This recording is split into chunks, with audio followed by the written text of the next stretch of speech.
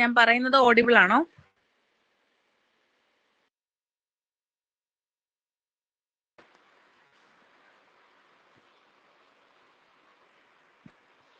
നമ്മൾ ഇന്ന് തന്നെ കുറെ ക്വസ്റ്റ്യൻസ് ചോദിക്കുന്ന ഒരു പോർഷനാണ് ലോക്കൽ സെൽഫ് ഗവൺമെന്റ്. ഇതിലെന്ന് പറയുന്നത് ഇതിനകത്ത് ഓരോ ആർട്ടിക്കിൾസ്, അതിന് 243 ആണ് ആർട്ടിക്കിൾ എങ്കിലും അതിനുള്ളിലെ ഓരോ ആർട്ടിക്കിളും വളരെ ഇമ്പോർട്ടന്റ് ആണ് കേട്ടോ. മാച്ച് ദ ഫോളോയിങ് ആയിട്ട് ചോദിക്കും, അത്രമാത്രം ഇമ്പോർട്ടന്റ് ആണ്. സോ ഇത് നിങ്ങൾ ഇൻസ്റ്റിറ്റ്യൂഷൻസിലെ ലോക്കൽ സെൽഫ് ഗവൺമെന്റുമായി ബന്ധപ്പെട്ടിട്ടുള്ള കാര്യങ്ങൾ നമുക്ക് കുറച്ചു, പിന്നെ ഇത് പഠിക്കാൻ ഞാനൊരു ഒരു ഓർഡർ പറഞ്ഞു തരാം. നിങ്ങൾക്ക് അത് എത്രമാത്രം ആപ്ലിക്കബിൾ ആകും എന്ന് എനിക്കറിയില്ല. ഞാൻ ഫോളോ ചെയ്തൊരു മെത്തേഡ് എന്നുള്ള രീതിയിൽ ഞാൻ പറഞ്ഞു തരാം കേട്ടോ പഠിക്കാൻ. കാരണം ആർട്ടിക്കിൾസ് ഒക്കെ പഠിക്കാൻ കുറച്ച് ബുദ്ധിമുട്ടാണെന്ന് എനിക്കറിയാം. എന്നിരുന്നാൽ പോലും നമുക്ക് നോക്കാം. ഓക്കെ, സ്റ്റാർട്ട് ചെയ്യാവേ. അപ്പോ ഈ ലോക്കൽ ഗവൺമെന്റ് എന്ന് പറയുന്ന ആ സബ്ജക്ട് നമ്മുടെ സ്റ്റേറ്റ് ലിസ്റ്റിലാണ് പറയുന്നത്. അതായത് നമ്മുടെ കോൺസ്റ്റിറ്റ്യൂഷന്റെ 7th ഷെഡ്യൂളിലാണ് ലോക്കൽ ഗവൺമെന്റ് എന്ന സബ്ജക്ട് മെൻഷൻ ചെയ്തിരിക്കുന്നത്. സ്റ്റേറ്റിലാണ് മെൻഷൻ ചെയ്തിരിക്കുന്നത്. അത് പഠിച്ചു വെക്കുക കേട്ടോ. ലോക്കൽ ഗവൺമെന്റ് സ്റ്റേറ്റ് ലിസ്റ്റിനകത്തുള്ള ഒരു സബ്ജക്റ്റ് ആണ്.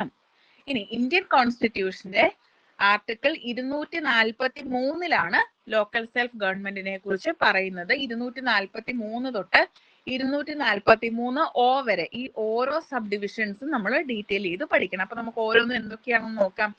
243 പറയുന്നത് എന്താണ് എന്നുള്ളതാണ്. 43A ഗ്രാമസഭയെ കുറിച്ചാണ്. ഗ്രാമസഭയൊക്കെ നിങ്ങൾക്ക് അറിയാലോ അല്ലെ? ഗ്രാമസഭയിൽ പോയിട്ടുണ്ടോ? ഗ്രാമസഭയിൽ പാർട്ടിസിപ്പേറ്റ് ചെയ്തിട്ടുണ്ടോ? ഗ്രാമസഭയിൽ പാർട്ടിസിപ്പേറ്റ് ചെയ്തിട്ടുണ്ടോ ആരെങ്കിലും? എന്താ ഗ്രാമസഭ എന്ന് വെച്ചാല്? ഗ്രാമസഭ എന്താ? ഗ്രാമസഭ എന്താ? ഗ്രാമസഭ എന്ന് കേട്ടിട്ടുണ്ടോ? മീറ്റിംഗ് ആണ്. എന്ത് മീറ്റിംഗ് ആണ്? എന്ത് മീറ്റിംഗാ?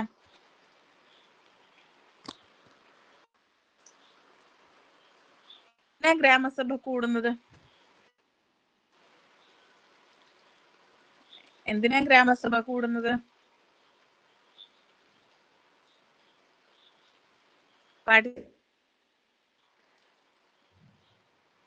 പഞ്ചായത്ത് വാർഡ് മെമ്പേഴ്സും പഞ്ചായത്ത് വാർഡ് മെമ്പേഴ്സും ഉദ്ദേശിച്ച ജനങ്ങളെയാണോ? ജനങ്ങളെയാണോ വാർഡ് മെമ്പേഴ്സ് എന്നായിട്ട് ഉദ്ദേശിച്ചത്?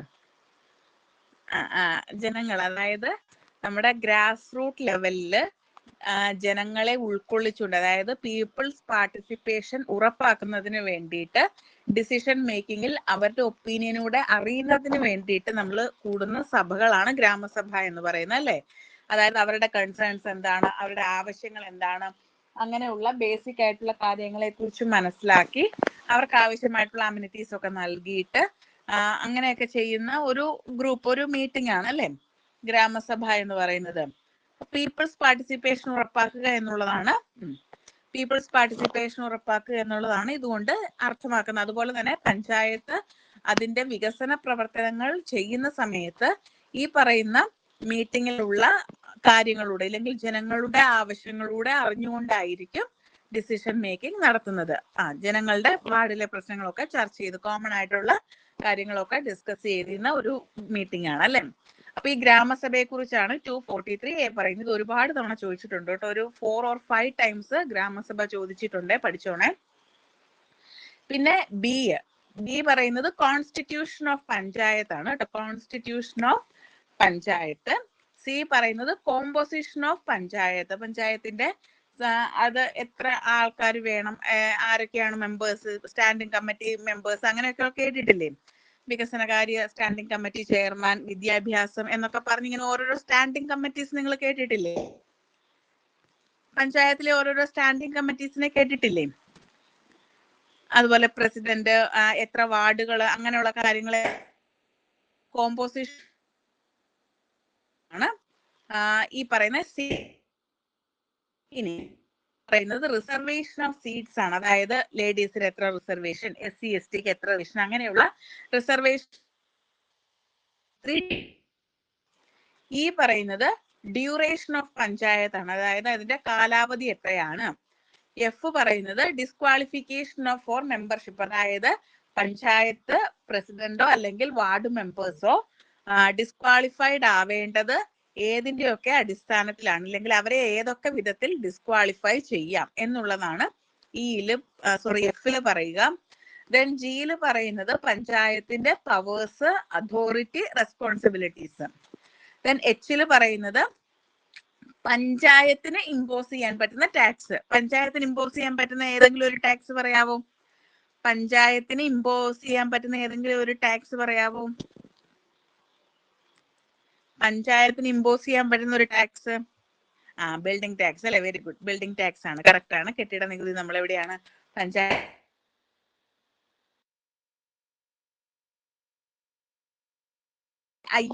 I പറയുന്നത് കോൺസ്റ്റിറ്റ്യൂഷൻ ഓഫ് ഫിനാൻസ് അസോസിയേഷനെ കുറിച്ച് പഠിക്കുന്നതിന് വേണ്ടിയിട്ട് ഫിനാൻസ് കമ്മീഷൻ നേതൃത്വം നൽകണം എന്ന് പറയുന്നതാണ് I. ജെയിൽ പറയുന്നത് audit of accounts of panchayat. പഞ്ചായത്തിന്റെ എന്താണ് അക്കൗണ്ട്സ് ഓഡിറ്റിനെ കുറിച്ചാണ് ജെയിൽ പറയുക. കെയിൽ പറയുന്നത് ഇലക്ഷൻസ് ടു ദ പഞ്ചായത്ത്. ആ ഒരു ആർട്ടിക്കിളും വളരെ ഇമ്പോർട്ടന്റ് ആണ് കേട്ടോ, ഒരുപാട് തവണ ചോദിച്ചിട്ടുണ്ട്. Elections to the panchayat 243 K ആണ്. ഇനി എല്ലില് പറയുന്നത് ആപ്ലിക്കേഷൻ ടു യൂണിയൻ ടെറിട്ടറീസ്, അതായത് സ്റ്റേറ്റുകൾക്ക് മാത്രമല്ല ഇതിന്റെ ആപ്ലിക്കേഷൻ എങ്ങനെയാണ് യൂണിയൻ ടെറിട്ടറീസിൽ വരുന്നത്. പിന്നെ എമ്മില് പറയുന്നത് ഈ ഇങ്ങനെയൊക്കെ ഉണ്ട്, ഈ കണ്ടോൺമെന്റ് ഏരിയാസ് ഒക്കെ ഉണ്ടല്ലോ, കണ്ടോൺമെന്റ് ഏരിയാസിലൊന്നും എന്ത് ചെയ്യാൻ പറ്റത്തില്ല, ഇത് ആപ്ലിക്കേബിൾ അല്ല. അപ്പൊ ഏതൊക്കെ പ്രദേശങ്ങളിലാണ് ഇത് ആപ്ലിക്കേബിൾ അല്ലാത്തത്? Part not to apply to certain areas എന്ന് വെച്ച് കഴിഞ്ഞാൽ ഏതൊക്കെ ഭാഗങ്ങളിലാണ് ഇത് ആപ്ലിക്കേബിൾ അല്ലാത്തത് എന്നുള്ളതാണ് 243 പറയുന്നത്. പിന്നെ 243 എന്നില് പറയുന്നത് continuance of existing laws and panchayat, അതായത് പുതിയ ഭരണം വരുന്നതിന് മുന്നേ ആയിട്ട് അവിടെ നിലനിൽക്കുന്ന നിയമങ്ങളെ എങ്ങനെ കണ്ടിന്യൂ ചെയ്തു പോകണം എന്നുള്ളതിനെ കുറിച്ചാണ് എന്നില് പറയുന്നത്. ഓയില് പറയുന്നത് കോർട്ടിന് ഇലക്ട്രൽ മാറ്റേഴ്സിൽ ഇന്റർഫിയറൻസ് എങ്ങനെയൊക്കെ നടത്താം, ഇല്ലെങ്കിൽ ഏതൊക്കെ മേഖലയിൽ ചെയ്യാൻ പാടില്ല, ഇങ്ങനെയുള്ള കാര്യങ്ങളൊക്കെയാണ് ഓയില് പറയുന്നത്. അപ്പം definition, Gram Sabha, constitution, composition, reservation, duration, disqualification, powers, authority and responsibilities, power to impose tax, finance commission, auditions applicable to union territories, not certain areas, conditioning laws, bar to interference by court. ഇത് മുഴുവൻ detail ചെയ്ത് പഠിക്കണ്ട. Okay, clear ആയോ? ഇനി ഇത് എങ്ങനെ പഠിക്കണം എന്ന് ചോദിച്ചു കഴിഞ്ഞാൽ ആദ്യത്തേത് ഡെഫിനേഷൻ ആണ്. അതെ, നമ്മൾ ഏതൊരു കാര്യം എഴുതുമ്പോഴും ആദ്യം നമ്മൾ അതിനെക്കുറിച്ച് അതെന്താണെന്നല്ലേ പറയേണ്ടത്, വോട്ട് ഈസ് എന്നുള്ളൊരു കാര്യമല്ലേ നമ്മൾ പറയുന്നത്, നമുക്ക് ഡീറ്റെയിൽ ആയിട്ട് മനസ്സിലാവത്തുള്ളൂ. അപ്പൊ ആദ്യത്തെ എന്തായിരിക്കും? ഡെഫിനേഷൻ ആയിരിക്കും. പിന്നെ രണ്ടാമത്തേത് ഇതൊരു ലോക്കൽ സെൽഫ് ഗവൺമെന്റ് ആയതുകൊണ്ട് തന്നെ ഗ്രാമസഭ, ജനങ്ങളുടെ പങ്കാളിത്തം വേണം അല്ലെ? സോ ഗ്രാമസഭ, ഇത് രണ്ടെണ്ണം നിങ്ങൾ പഠിച്ചു വെക്കുക. നമ്മൾ പഠിക്കുന്ന പഞ്ചായത്തിനെ കുറിച്ചല്ലേ? ഇപ്പം പഞ്ചായത്ത് അല്ല, ഏതൊരു ഇൻസ്റ്റിറ്റ്യൂഷൻ ആണെങ്കിലും ആദ്യം അതിനൊരു കോൺസ്റ്റിറ്റ്യൂഷൻ വേണ്ടേ? അപ്പൊ അത് കോൺസ്റ്റിറ്റ്യൂഷൻ. പിന്നെ രണ്ടാമത്തേത് അതിലെ മെമ്പേഴ്സ് ആരൊക്കെയാണെന്ന് വേണ്ടേ? അപ്പൊ കോമ്പോസിഷൻ. പിന്നെ അവിടെ എന്തെങ്കിലും തരത്തിലുള്ള സ്പെഷ്യൽ കാറ്റഗറീസ് ഉണ്ടെങ്കിൽ റിസർവേഷൻ. പിന്നെ അതിന്റെ കാലാവധി, ഡ്യൂറേഷൻ. പിന്നെ മെമ്പേഴ്സിന്റെ അതിൽ നിന്ന് ഒഴിവാക്കേണ്ടത് എന്നുള്ളത്. പിന്നെ അതിന്റെ പ്രധാനപ്പെട്ട പവേഴ്സ്, അതോറിറ്റി, പിന്നെ impose tax, finance commission, accounts, elections, union territories, not applicable to certain areas, continuance of exist.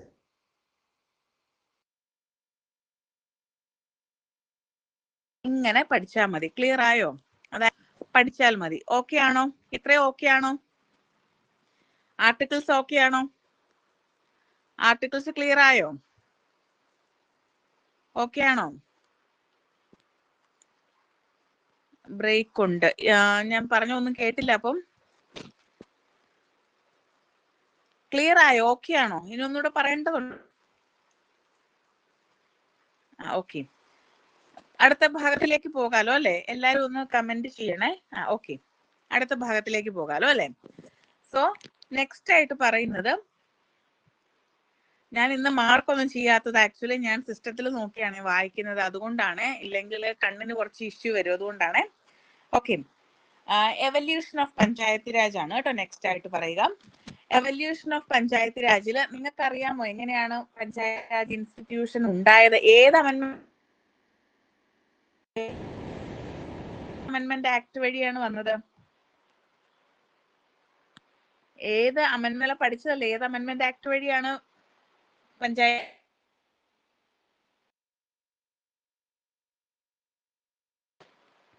ഏത് അമെന്റ്മെന്റാ?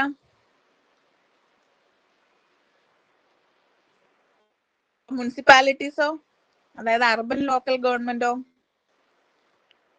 അത് 74 ആണ് അല്ലെ? വെരി ഗുഡ്, 74 ആണ്. പക്ഷേ ആദ്യമായിട്ട് 1992 വരുന്നത്, അത് 1989 നമ്മുടെ രാജ്യത്തിന്റെ കാലഘട്ടത്തിലാണ്. അപ്പം രാജീവ് ഗാന്ധി ഗവൺമെന്റ് ആണ് ആദ്യമായിട്ട് പഞ്ചായത്ത് രാജ് സിസ്റ്റത്തിനെ കുറിച്ചൊരു ബില്ല് ലോക്സഭയിൽ അവതരിപ്പിക്കുന്നത്. 64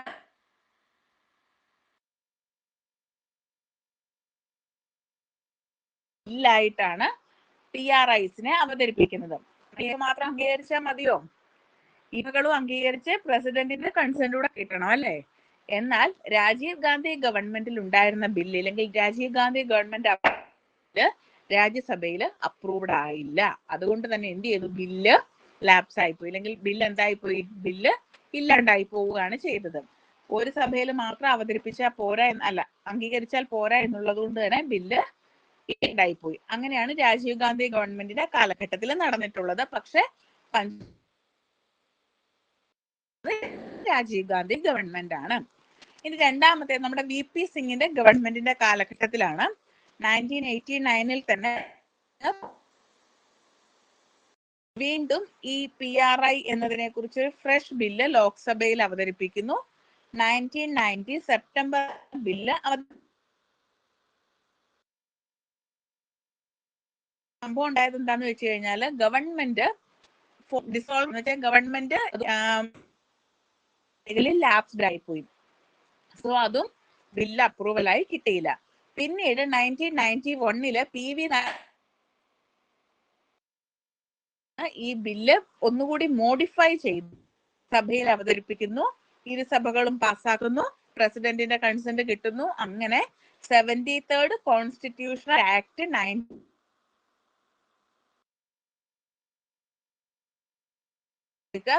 ഒരുപാട് 24th April 1993 73rd constitution. Clear ആയോ? രാജീവ് ഗാന്ധി ഗവൺമെന്റിൽ ഇൻട്രൊഡ്യൂസ് ചെയ്യുന്നു. രാജ്യസഭ അപ്രൂവൽ ആവാത്തത് കൊണ്ട് അത് നടന്നില്ല. VP സിംഗ് ഗവൺമെന്റ് ഇൻട്രൊഡ്യൂസ് ചെയ്യുന്നു. പക്ഷെ സിംഹറാവുവിന്റെ കാലഘട്ടത്തിലാണ് അപ്രൂവലായി കെയിം ഇൻ ടു ഫോഴ്സ് ആകുന്നത്. ഡേറ്റ് 1993. അത് ഇമ്പോർട്ടന്റ് ആണ് ഈ ഡേറ്റ് കേട്ടോ. ഇത് പഠിച്ചു വെച്ചോണേ, ഒരു കരുത്, ഇമ്പോർട്ടന്റ് ആണ്. 24th April 1993. ഓക്കെ ആണോ? ഹിസ്റ്ററി ഓക്കെ ആണോ? ഹിസ്റ്ററി ഓക്കെ ആണോ? ഹിസ്റ്ററി ഓക്കെ ആണോ? ക്ലിയർ ആയോ? ക്ലിയർ ആയോ? ഓക്കെ ആണോ? ഓഡിബിൾ ആണല്ലോ അല്ലേ?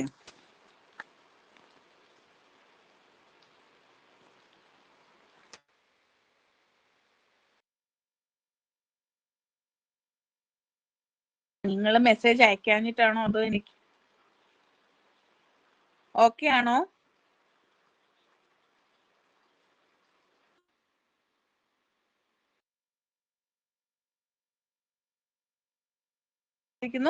നമുക്ക് അടുത്ത ടോപ്പിക്കിലേക്ക് അമെൻമെന്റ് ആക്ട് 29 ആക്ട് വരുന്നത് വഴി നമ്മുടെ കോൺസ്റ്റിറ്റ്യൂഷന്റെ ഷെഡ്യൂളിലാണ് ഈ 73rd അമെൻമെന്റിലെ PRIs ഇൻക്ലൂഡ് ചെയ്യുന്നത്. പാർട്ട് 9 ആഡ് ചെയ്യുന്നു. 243 തൊട്ട് 243O വരെ ആർട്ടിക്കിൾസ് ആയിട്ടാണ് ആഡ് ചെയ്യുന്നത്. ഇനി ഇതിനുള്ളില് 29 ഫങ്ഷണൽ ഐറ്റംസ് ആണ് ഉള്ളത്. അത് ഓർത്ത് വെച്ചേക്ക് കേട്ടോ.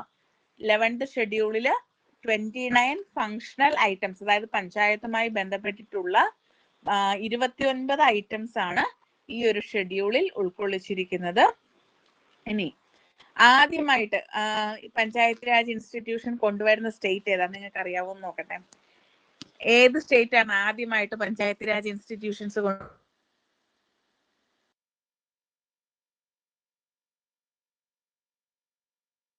ഏത് സ്റ്റേറ്റിലാണ് ആദ്യമായി? രാജസ്ഥാൻ. Very good. രണ്ടാമതോ? ഫസ്റ്റ് രാജസ്ഥാൻ. അങ്ങനെയാണെങ്കിൽ രണ്ടാമത് ഏതായിരിക്കും? രണ്ടാമത് ഏതാണ്? രണ്ടാമത് ഏതാ? ഫസ്റ്റ് രാജസ്ഥാൻ ആണ്, അത് കറക്റ്റ് ആണ്. രണ്ടാമത്തെ സ്റ്റേറ്റ് ഏതാ? സൗത്തിലുള്ള ഒരു സ്റ്റേറ്റാ. ഞാൻ അത്രയും ക്ലൂ തരുന്നു, അപ്പോഴൊന്ന് പറഞ്ഞേ ഏതായിരിക്കും? രാജസ്ഥാൻ കഴിഞ്ഞാൽ പിന്നെ പഞ്ചായത്ത് രാജ് ഇൻസ്റ്റിറ്റ്യൂഷൻസ് അപ്ലൈ ചെയ്യുന്ന സ്റ്റേറ്റ് ഏതാണ്? ആണ്. ഓക്കെ, വെരി ഗുഡ്, കറക്റ്റ് ആണ് കേട്ടോ. അതായത് നമ്മുടെ രാജസ്ഥാനാണ് first state panchayat Raj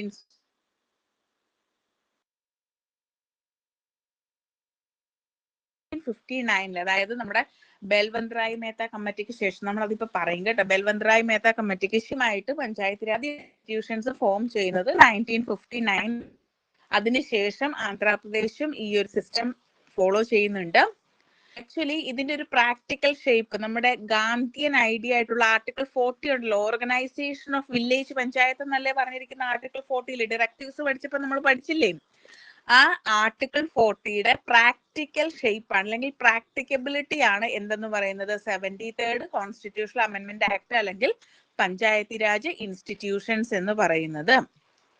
okay, അതായത് നമ്മുടെ ഡയറക്റ്റീവ് പ്രിൻസിപ്പിൾസിൽ പറഞ്ഞിട്ടുള്ള ആർട്ടിക്കിൾ 40യുടെ പ്രാക്ടിക്കൽ ആപ്ലിക്കേഷൻ ആണ് എന്തെന്ന് പറയുന്നത് പഞ്ചായത്ത് രാജ് ഇൻസ്റ്റിറ്റ്യൂഷൻസ്. ഈ ആർട്ടിക്കിൾ 40 എന്ന് പറയുന്നത് ഒരു ഗാന്ധിയൻ പ്രിൻസിപ്പിൾ ആണ്, അതായത് വില്ലേജ് പഞ്ചായത്ത് വേണം എന്നുള്ളൊരു ഐഡിയ ആദ്യമായിട്ട് കൊണ്ടുവരുന്നത് ഗാന്ധിയാണ്. അപ്പൊ ഗാന്ധി ഐഡിയ ആർട്ടിക്കിൾ 40 എന്ന് പറയുന്നത് അതാണ് പഞ്ചായത്ത് രാജ് ഇൻസ്റ്റിറ്റ്യൂഷൻ ആയിട്ട് വരുന്നത്.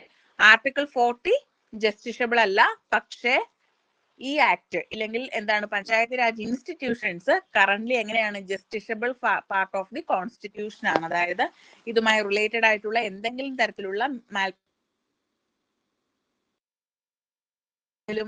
ഇഷ്യൂസ് ഒക്കെ ഉണ്ടായി കഴിഞ്ഞാൽ നമുക്ക് എന്ത് ചെയ്യാൻ പറ്റും? കോർട്ടിനെ അപ്രോച്ച് ചെയ്യാൻ പറ്റും. ഓക്കെ, ഇനി നമ്മൾ പറയുന്നത് ഈ പഞ്ചായത്ത് രാജ് ഇൻസ്റ്റിറ്റ്യൂഷൻസ് ഈ പറയുന്ന പോലെ രാജീവ് ഗാന്ധി ഒറ്റ ദിവസം കൊണ്ട് എക്സ്റ്റാബ്ലിഷ് ചെയ്തൊന്നുമല്ല. ഇത് ഉണ്ടാകുന്നതിന് വളരെ ഒരുപാട് കാര്യങ്ങൾ ഉണ്ടായിട്ടുണ്ട്. ഫോർ എക്സാമ്പിൾ, ആദ്യമായിട്ട്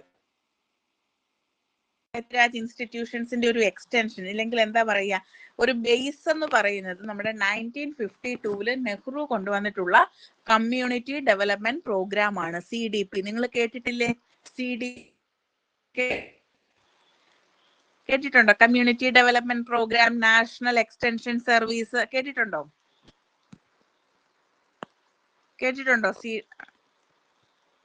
ഓക്കെ, അപ്പൊ ഈ നെഹ്റു കൊണ്ടുവന്നിട്ടുള്ള കമ്മ്യൂണിറ്റി ഡെവലപ്മെന്റ് പ്രോഗ്രാമിന്റെയും അതുപോലെ തന്നെ national extension service 1953 national extension സർവീസിന്റെയും ഒരു എന്താണ് അതിന്റെ വർക്കിങ്ങിനെ കുറിച്ച് പഠിക്കുന്നതിന് വേണ്ടിയിട്ട് 1957 അപ്പോയിന്റ് ചെയ്ത കമ്മിറ്റിയാണ് ബൽവന്ത് റായ് മേത്ത കമ്മിറ്റി. അപ്പൊ ഈ പഞ്ചായത്ത് രാജ് ഇൻസ്റ്റിറ്റ്യൂഷൻസിന്റെ തുടക്കം എന്ന് പറയുന്നത് ബൽവന്ത് റായ് മേത്ത കമ്മിറ്റിയാണ്.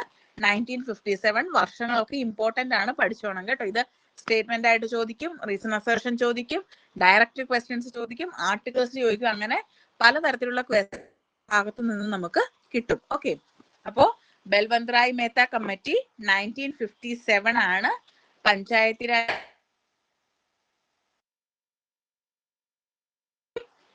ഇതിനെ കൊണ്ടുവന്നിരിക്കുന്നത്. നമ്മുടെ CDP വേണ്ടി ഇവയുടെ വർക്കിംഗ് എത്രമാത്രം നന്നായിട്ടുണ്ട് എന്ന് പഠിക്കുന്നതിന് വേണ്ടിയിട്ടാണ് ഈ ഒരു കമ്മിറ്റി. ഇനി ഇവരുടെ പ്രധാനപ്പെട്ട റെക്കമെൻഡേഷൻസ് ഓർത്ത് വെക്കേണ്ടത്, ഒന്നാമത്തേത് ഒരു 3 ടയർ പഞ്ചായത്തി രാജ് സിസ്റ്റം കൊണ്ടുവരണം എന്നുള്ളതായിരുന്നു. അതായത് വില്ലേജ് ലെവലില് ഗ്രാമപഞ്ചായത്ത്, ബ്ലോക്ക് ലെവലില് പഞ്ചായത്ത് സമിതി, ഡിസ്ട്രിക്ട് ലെവലിൽ ജില്ലാ പരിഷത്ത്, ഇങ്ങനെ ഒരു 3 ടയർ പഞ്ചായത്തി രാജ് സിസ്റ്റം കൊണ്ടുവരണം എന്നുള്ളതായിരുന്നു അവരുടെ ഫസ്റ്റ് റെക്കമെൻഡേഷൻ എന്ന് പറയുന്നത്. രണ്ടാമതായിട്ട് പറയുന്നത് വില്ലേജ് പഞ്ചായത്തിലേക്ക് ഡയറക്ട്ലി ഇലക്റ്റഡ് ആയിരിക്കണം, പഞ്ചായത്ത് സമിതിയിലേക്കും ജില്ലാ പരിഷത്തിലേക്കും ഇൻഡയറക്ട്ലി ഇലക്റ്റഡ് മെമ്പേഴ്സ് ആയിരിക്കണം ഉണ്ടാവേണ്ടത് എന്നുള്ളതായിരുന്നു.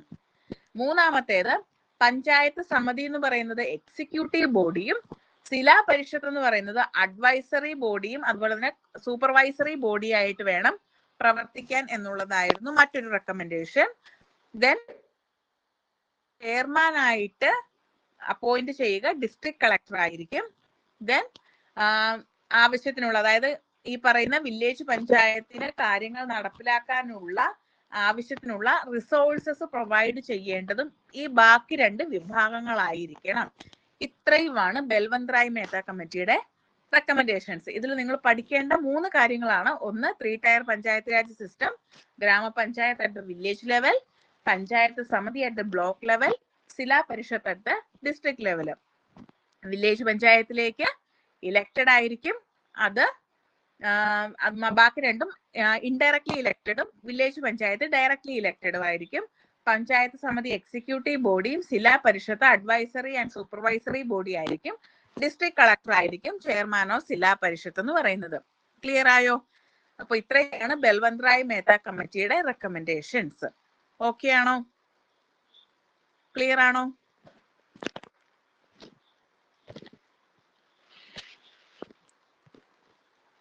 ക്ലിയർ ആയോ? ക്ലിയർ ആയോ?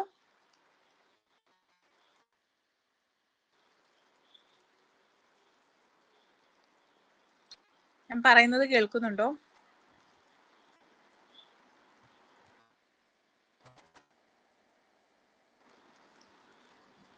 ഓക്കെ, ഇനി നമുക്ക് ബാക്കി ബൽവന്ത് റായ് മേത്ത കമ്മിറ്റി ഇത്രേ ഉള്ളൂ. ഇനി അടുത്തായിട്ട് പറയുന്നത് കെ സന്താനം കമ്മിറ്റിയാണ്. കെ സന്താനം കമ്മിറ്റി നിങ്ങൾ കേട്ടിട്ടുണ്ടോ? കെ സന്താനം കമ്മിറ്റി നിങ്ങൾ കേട്ടിട്ടുണ്ടോ? നോർമലി നിങ്ങൾ 3 എണ്ണം ആയിരിക്കും അല്ലെ 4 എണ്ണം ആയിരിക്കും അല്ലെ പഠിച്ചിട്ടുണ്ടാവുക. കെ സന്താനം കമ്മിറ്റി നോർമലി നമ്മൾ അങ്ങനെ പഠിക്കാറില്ല അല്ലെ.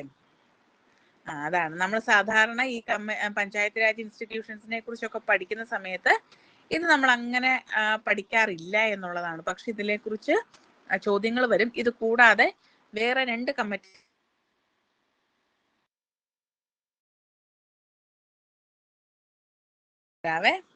അത് ഞാൻ ഈ നോട്ടിനകത്ത് ആഡ് ചെയ്തിട്ടില്ല, അത് എക്സ്ട്രാ പോയിന്റ് ആയിട്ട് സമയത്ത്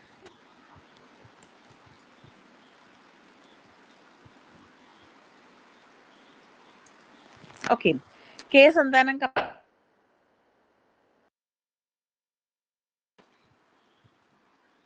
ഇനി ഈ സന്താനം കമ്മിറ്റി അപ്പോയിന്റ് ചെയ്ത കാര്യം എന്താണെന്ന് ചോദിച്ചു കഴിഞ്ഞാൽ നമ്മുടെ പഞ്ചായത്ത് രാജ് ഇൻസ്റ്റിറ്റ്യൂഷൻസുമായി ബന്ധപ്പെട്ടിട്ടുള്ള ഫിനാൻസ് അതിനെ കുറിച്ച് പഠിക്കുന്നതിന് വേണ്ടിയിട്ടാണ് കെ സന്താനം കമ്മിറ്റി അപ്പോയിന്റഡ് ആയിട്ടുള്ളത്. ഇവരുടെ റെക്കമെൻഡേഷൻ എന്തായിരുന്നു എന്ന് ചോദിച്ചു കഴിഞ്ഞാൽ, ഒന്നാമത്തേത് പഞ്ചായത്തിന് ടാക്സ്, അതായത് ലാൻഡ് റവന്യൂസുമായി റിലേറ്റഡ് ആയിട്ടുള്ള അതുപോലെ ഹോം ടാക്സസ് ഒക്കെ കളക്ട് ചെയ്യാനുള്ള അധികാരം, സ്പെഷ്യൽ പവേഴ്സ് കൊടുക്കുക എന്നുള്ളതായിരുന്നു.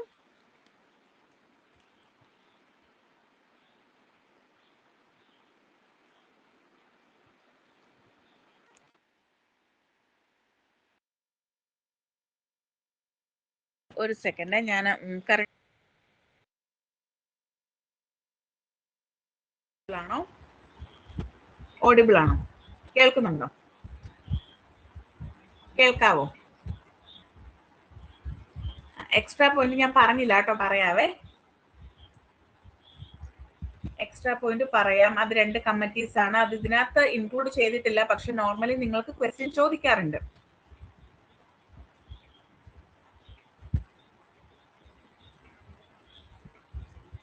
ഓഡിബിൾ ആണല്ലോ അല്ലെ ഞാൻ പറയുന്നത്? ഇപ്പൊ ഫയൽ ഷെയർ ചെയ്യാവേ, കാണുന്നുണ്ടോ എന്ന് പറയണേ.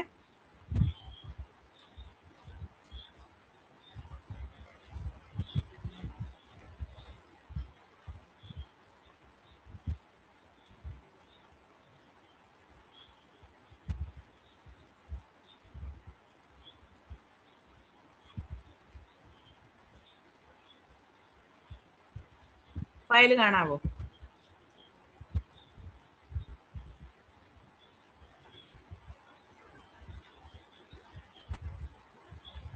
ഇല്ല അല്ലേ? ഒരു സെക്കൻഡ്. ഇപ്പൊ ഓക്കെ ആയോ?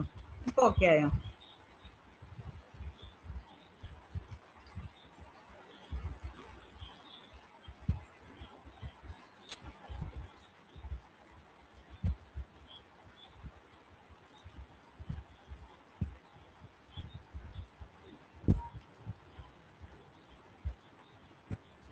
ഓക്കെ.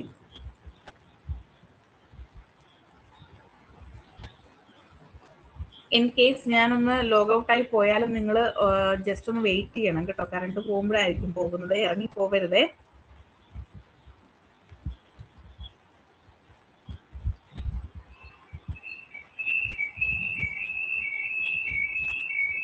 ഓക്കെ, ക്ലിയർ ആണല്ലോ അല്ലേ? ഡിസ്റ്റർബൻസ് ഒന്നുമില്ലല്ലോ?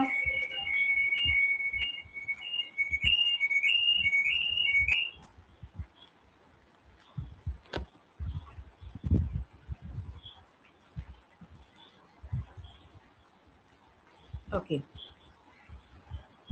ഇനി ഇതിനകത്ത് പ്രധാനമായിട്ട് നിങ്ങൾ പഠിക്കേണ്ടത് ഈ ഒരു കാര്യമാണ്. അതായത് പഞ്ചായത്തിന് സ്പെഷ്യൽ ടാക്സസ് ലെവി ചെയ്യാനുള്ള റൈറ്റ് കൊടുക്കണം എന്നുള്ളതാണ് നിങ്ങൾ പഠിക്കേണ്ടത്. പിന്നെ ഈ പഠിക്കേണ്ടത് കെ സന്താനം കമ്മിറ്റി അപ്പോയിന്റ് ചെയ്തിരിക്കുന്ന 1963 PRI ഫിനാൻസുമായി റിലേറ്റഡ് ആയിട്ടുള്ള കാര്യങ്ങളാണ് ഇവർ ഡിസ്കസ് ചെയ്യേണ്ടത് എന്നുള്ളതുമാണ് കേട്ടോ. ഇത്രയും പഠിച്ചാൽ മതി, ബാക്കി നിങ്ങൾ വായിച്ചു നോക്കിയാൽ മതി. അതിൽ കൂടുതൽ ഡീറ്റെയിൽസ് പഠിക്കേണ്ട. അടുത്തൊരു പ്രധാനപ്പെട്ടതാണ് അശോക് മേത്ത കമ്മിറ്റി. ഈ അശോക് മേത്ത കമ്മിറ്റിക്ക് പല ഫീച്ചേഴ്സും ഉണ്ട്. ഒന്നെന്ന് പറഞ്ഞു കഴിഞ്ഞാൽ ബൽവന്ത് റായ് മേത്ത പറഞ്ഞതുപോലെ ഒരു 3 ടയർ സിസ്റ്റം അല്ല അശോക് മേത്ത റെക്കമെൻഡ് ചെയ്യുന്നത്. പകരം ഒരു 2 ടയർ സിസ്റ്റം ആണ്. അതായത് സിലാ പരിഷത്തും മണ്ഡൽ പഞ്ചായത്തും ഇങ്ങനെ ഒരു 2 ടയർ സിസ്റ്റം ആണ് അശോക് മേത്ത കൊണ്ടുവരുന്നത്. 1977 സോ ആ വർഷം തന്നെ വളരെ ഇമ്പോർട്ടന്റ് ആണ്. UPA ഗവൺമെന്റ് അല്ലെങ്കിൽ നമ്മുടെ കോൺഗ്രസ് ഗവൺമെന്റ് അല്ലാത്ത കോൺഗ്രസ് ഇതര ഗവൺമെന്റ് ഫസ്റ്റ് കൊണ്ടുവരുന്ന ഒരു കമ്മിറ്റിയാണ്. അതായത് ജനതാ ഗവൺമെന്റ് ആണ് ഈ അശോക് മേത്ത കമ്മിറ്റി അപ്പോയിന്റ് ചെയ്യുന്നത്. അതും ഒരു ഇമ്പോർട്ടന്റ് പോയിന്റ് ആണ് കേട്ടോ. നോർമലി ചോദിക്കാറുണ്ട് അശോക് മേത്ത കമ്മിറ്റി അപ്പോയിന്റ് ചെയ്തിരിക്കുന്നത് ഏത് ഗവൺമെന്റിൽ? ജനതാ ഗവൺമെന്റ് അപ്പോയിന്റ് ചെയ്തിട്ടുള്ള PRI കമ്മിറ്റി ഏതാണ് എന്ന് ചോദിച്ചിട്ടുണ്ട്. സോ അത് അശോക് മേത്ത കമ്മിറ്റിയാണെന്ന് ഓർത്ത് വെക്കുക. 1978 ഇതിന്റെ റിപ്പോർട്ട് സമർപ്പിക്കുന്നത്. ഇനി എന്തൊക്കെയാണ് റെക്കമെൻഡേഷൻസ് എന്ന് ചോദിച്ചാൽ ഞാൻ ഓൾറെഡി പറഞ്ഞു 2 ടയർ സിസ്റ്റം ആണ് എന്ത് ചെയ്യേണ്ടത്, കൊണ്ടുവരേണ്ടത് എന്ന് അദ്ദേഹം പറഞ്ഞു. ഡിസ്ട്രിക്ട് ലെവലിൽ സിലാ പരിഷത്തും പിന്നെ മണ്ഡൽ പഞ്ചായത്ത്, ഗ്രാസ് റൂട്ട് ലെവലിൽ മണ്ഡൽ പഞ്ചായത്ത്. ഈ മണ്ഡൽ പഞ്ചായത്ത് എന്ന് പറയുന്നത് ഗ്രൂപ്പ് ഓഫ് വില്ലേജസ് ആണ്.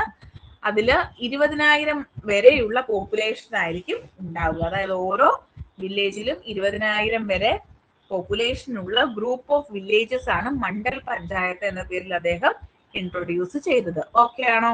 ക്ലിയർ ആയോ? ഇത് മാത്രം പഠിച്ചാൽ മതി. ജനതാ ഗവൺമെന്റ് 1977 അപ്പോയിന്റ് ചെയ്തു, 1978 റിപ്പോർട്ട് സമർപ്പിച്ചു. 2 ടയർ സിസ്റ്റം ആണ് റെക്കമെൻഡ് ചെയ്തത്. അതിലേതൊക്കെയാണ്? സിലാ പരിഷത്തും മണ്ഡൽ പഞ്ചായത്തും. Mandal panchayat group of villages ആണ്. അതിൽ ഓരോ വില്ലേജസിലും എന്താണ് 20,000 വരെയുള്ള അപ് ടു 20,000 വരെയുള്ള പോപ്പുലേഷൻ ആയിരിക്കും ഉണ്ടാവുക. ഓക്കെ ആണോ? സ്പീഡ് ഇഷ്യൂ ഉണ്ടോ? സ്പീഡ് കൂടുതലുണ്ടോ? സ്പീഡ് കൂടുതലുണ്ടോ? സ്പീഡ് കൂടുതലുണ്ടോ? ഓക്കെ, നമുക്ക് അടുത്ത കമ്മിറ്റിയിലോട്ട് പോകാം. അടുത്ത കമ്മിറ്റി ഇത് നിങ്ങൾ വായിച്ചു നോക്കിയാൽ മതി. ഇതിൽ എന്താണ് ബാക്കിയുള്ള കാര്യങ്ങളൊക്കെ ഒന്ന് വായിച്ചു നോക്കിയാൽ മതി. നോർമലി 2 ടയർ സിസ്റ്റം ആണ് കേട്ടോ ചോദിക്കുന്നത്. അപ്പം ബാക്കി എക്സ്ട്രാ റീഡിംഗ് ആയിട്ട് ഞാൻ നിങ്ങൾക്ക് ആഡ് ചെയ്തിരിക്കുന്നത്, അത് നിങ്ങൾ വായിച്ചു നോക്കിയാൽ മതി കേട്ടോ. നെക്സ്റ്റ് GVK റാവു കമ്മിറ്റിയാണ് 1985. ഇത് വലിയൊരു ഇമ്പോർട്ടന്റ് കമ്മിറ്റിയാണ്. കാരണം ഈ കമ്മിറ്റിയെ നമ്മൾ എന്തെന്ന് വിളിക്കുന്നുണ്ട്? പോവർട്ടി അലീവിയേഷൻ പ്രോഗ്രാം കമ്മിറ്റി എന്ന് വിളിക്കാറുണ്ട്. സോ അങ്ങനെ ചോദിക്കാറുണ്ട്, ഏത് പഞ്ചായത്തി രാജ് ഇൻസ്റ്റിറ്റ്യൂഷൻ കമ്മിറ്റിയാണ് പോവർട്ടി അലീവിയേഷൻ പ്രോഗ്രാം കമ്മിറ്റി എന്ന് വിളിക്കുന്നത് എന്ന് ചോദിക്കാറുണ്ട്. സോ അത് GVK റാവു കമ്മിറ്റിയാണ്. 1985 അപ്പോയിന്റ് ചെയ്യുന്നത്. GVK റാവു ആണ് ചെയർമാൻ ആയിട്ട് വരുന്നത്. റെക്കമെൻഡേഷൻസ് നോക്കാം. റെക്കമെൻഡേഷൻസിൽ പ്രധാനമായിട്ടും വരുന്ന എന്തൊക്കെയാണ്? നമ്മുടെ അശോക് മേത്ത പറയുന്ന ആ ഒരു 2 ടയർ സിസ്റ്റം ഇവർ എന്ത് ചെയ്യുന്നുണ്ട്? 3 ടയർ സിസ്റ്റം ആക്കി തന്നെ മാറ്റുന്നുണ്ട്. ഇനി മറ്റൊരു പ്രധാനപ്പെട്ട കാര്യം എന്ന് പറഞ്ഞു കഴിഞ്ഞാൽ ഈ ഒരു കാര്യം, ഡിസ്ട്രിക്ട് ഡെവലപ്മെന്റ് കമ്മീഷണർ എന്ന് പറയുന്ന പോസ്റ്റ് ക്രിയേറ്റ് ചെയ്യണം എന്ന് പറഞ്ഞത് GVK റാവു ആണ് എന്നുള്ളത് ഓർത്ത് വെക്കുക. അതുപോലെ തന്നെ പഞ്ചായത്ത് രാജ് ഇൻസ്റ്റിറ്റ്യൂഷൻസിലേക്ക് റെഗുലർലി ഇലക്ഷൻസ് കണ്ടക്ട് ചെയ്യണം എന്നുള്ള സജഷൻ വെച്ചത് GVK റാവു ആണ്. അപ്പൊ ഈ പോയിന്റുകളാണ് നിങ്ങൾ പ്രധാനമായിട്ടും പഠിക്കേണ്ടത്. ഒന്ന്, 1985 കമ്മിറ്റി വരുന്നത്. ഇതിനെ poverty alleviation, rural development and poverty alleviation programme എന്നറിയപ്പെടുന്നു. ഇത് ഡിസ്ട്രിക്ട് ഡെവലപ്മെന്റ് കമ്മീഷണർ എന്നൊരു പോസ്റ്റ് ക്രിയേറ്റ് ചെയ്യണമെന്ന് സജസ്റ്റ് ചെയ്യുന്നുണ്ട്. അതുപോലെ തന്നെ പഞ്ചായത്ത് രാജ് ഇൻസ്റ്റിറ്റ്യൂഷൻസിലേക്ക് റെഗുലർ ആയിട്ട് ഇലക്ഷൻസ് കണ്ടക്ട് ചെയ്യണം എന്നും ഈ GVK റാവു കമ്മിറ്റിയുടെ റെക്കമെൻഡേഷനിൽ ഉണ്ടായിരുന്നു. ഓക്കെ ആണല്ലോ? ഞാൻ പഠിക്കേണ്ട പോയിന്റുകൾ മാത്രമേ പറയുന്നുള്ളൂ കേട്ടോ. ക്ലിയർ ആണല്ലോ? ബാക്കിയൊക്കെ നിങ്ങൾ റീഡ് ചെയ്ത് വിടുക. ഓക്കെ, ക്ലിയർ ആയെന്ന് വിശ്വസിക്കുന്നു. നമ്മൾ അടുത്ത കമ്മിറ്റിയിലേക്ക് പോകാം. അടുത്തതും LM സിംഗ്വി കമ്മിറ്റിയാണ്. 1986 വരുന്നത്. ഇത് പഠിച്ചു വയ്ക്കുക. ഇതിനെ നമ്മൾ എങ്ങനെ അറിയപ്പെടുന്നത്? റീവൈറ്റലൈസേഷൻ ഓഫ് സെൻസസ് ആയി കണക്റ്റഡ് ആണോ എന്ന് ചോദിച്ചു കഴിഞ്ഞാൽ സെൻസസിനെ കുറിച്ച് ഇതിൽ അങ്ങനെ ഡീറ്റെയിൽ ആയിട്ട് പറയുന്നില്ല. ഇവര് പറയുന്ന എന്താന്ന് വെച്ച് കഴിഞ്ഞാല് എന്താ, പഞ്ചായത്ത് രാജ് സിസ്റ്റം കുറച്ചുകൂടെ ആക്റ്റീവായിട്ട്, അതായത് ഡെവലപ്മെന്റ് പ്രോഗ്രാംസിനെ ഫോക്കസ് ചെയ്യണം എന്നുള്ളതാണ് ഇവിടെ പറയുന്നത് കേട്ടോ. അതായത് പഞ്ചായത്ത് രാജ് ഇൻസ്റ്റിറ്റ്യൂഷൻസ് ഡിസ്ട്രിക്ട് ലെവലിലും ലോവർ ലെവൽസിലും കൃത്യമായിട്ട് അവരുടെ റോൾ വഹിച്ചാൽ മാത്രമേ നമുക്ക് പോവർട്ടി അലീവിയേഷൻസ് ഒക്കെ കൃത്യമായിട്ട് നടപ്പിലാക്കാൻ പറ്റത്തുള്ളൂ. അതായത് പ്ലാനിങ്ങിലും അതുപോലെ റൂറൽ ഡെവലപ്മെന്റ് പ്രോഗ്രാംസിന്റെ ഇംപ്ലിമെന്റേഷനിലും PRIs, പഞ്ചായത്ത് രാജ് ഇൻസ്റ്റിറ്റ്യൂഷൻസിന് വലിയൊരു റോൾ ഉണ്ട് എന്നുള്ളതായിരുന്നു GVK റാവു പറയുന്നത്. ക്ലിയർ ആയോ? ഓക്കെ ആണോ? ഓക്കെ. അടുത്തത് LM സിംഗ്വി കമ്മിറ്റിയാണ്. LM സിംഗ്വി കമ്മിറ്റി അറിയപ്പെടുന്ന revitalisation of panchayat raj institutions for democracy and development. ഇത് ചോദിക്കാറുണ്ട്. ഏത് കമ്മിറ്റിയാണ് revitalisation of panchayat raj institutions for democracy and development എന്ന് അറിയപ്പെടുന്നത്? അത് നമ്മുടെ LM സിംഗ്വി കമ്മിറ്റിയാണ്. 1986 വരുന്നത്. LM സിംഗ്വി ആണ് ചെയർമാൻ ആയിട്ട് പ്രവർത്തിച്ചിരുന്നത്.